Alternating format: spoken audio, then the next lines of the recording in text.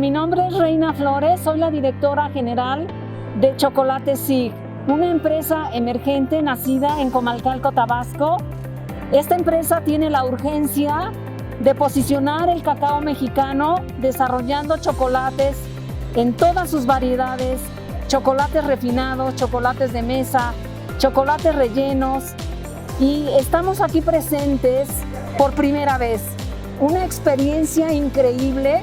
Estamos muy felices por el gran éxito, por cómo nos han aceptado nuestros productos, por tener la satisfacción que hoy, el tercer día, hay clientes que han regresado, porque sus productos que llevaron, sus chocolates SIG, se les acabaron en un día.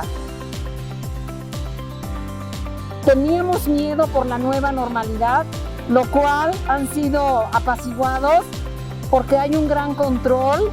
Esta empresa Tradex se está encargando de llevar todo para protegerlos.